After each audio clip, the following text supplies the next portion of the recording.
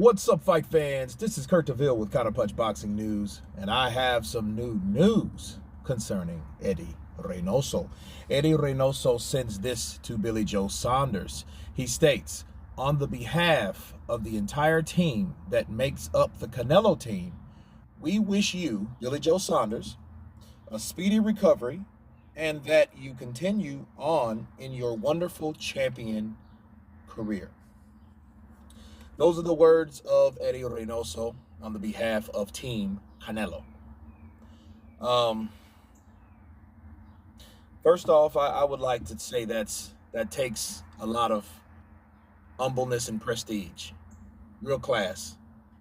Fair play to Eddy Reynoso because, you know, despite how that went, there was a lot of turns and dips, bumps and bruises before the fight even started.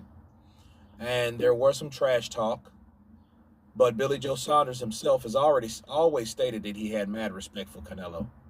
You know, they took that into consideration, you know, even though I think his alternative was to get up under Canelo's skin.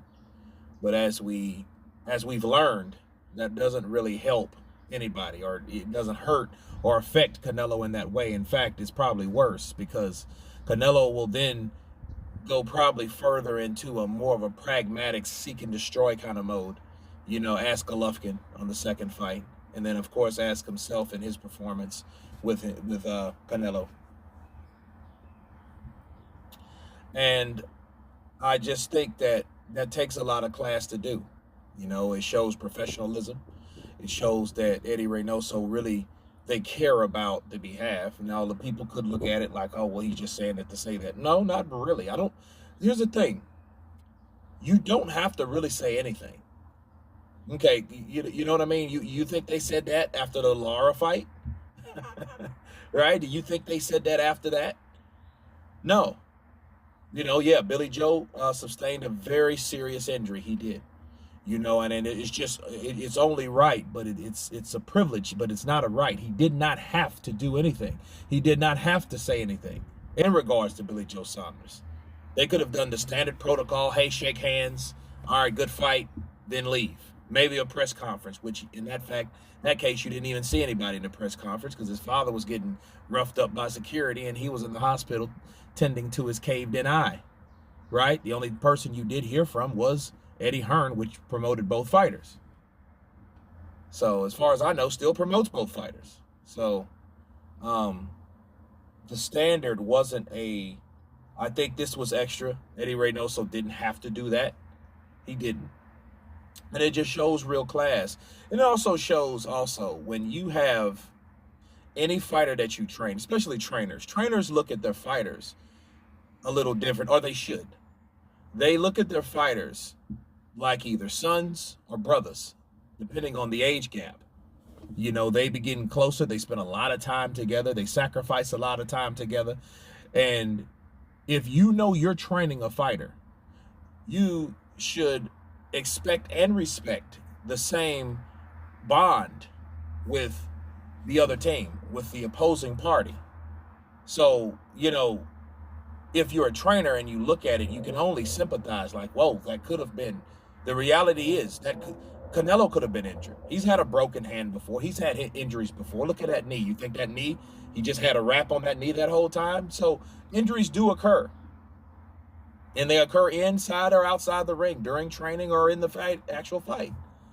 You know, and then you can only say, being a trainer, you can only respect, like, hey, I hope that person is doing well because I know if this was my student and my fighter, I would be concerned the same way. So let me reach out to that guy and let him know that, hey, we're on your side too. It ain't an enemy thing. It's a competition thing. It's a business thing, okay? It's a talent thing. You know, it's the hurt business, but that doesn't mean you want to see someone or you enjoy the fact of someone getting hurt. Now, he might have wanted him to see him get beat up, but not injured in a way that can impair you for the rest of your life. So I think people get that twisted. Because I think he was one of the ones, you're in trouble now, you're going to get it. Yeah, but then I don't think he anticipated that. Okay? It's almost like this. Hey, yeah, you know, I wish I could cut that dude's finger off. like 4 rooms, but doesn't mean you want to see it gone forever. Right? Some people just want to see it cut off, but that doesn't mean that the act is a permanent act. And I think Eddy Reynoso, acknowledges that, and wish him speedy recovery, because Billy Joe Saunders, the way it looked janky, and you don't know until a doctor gets in there. Now I take it for cash value that he was hurt. I think Billy had more balls than that. He talked about how big his balls were, right? So I don't think if it was something less than that, he would have wanted the fight stopped.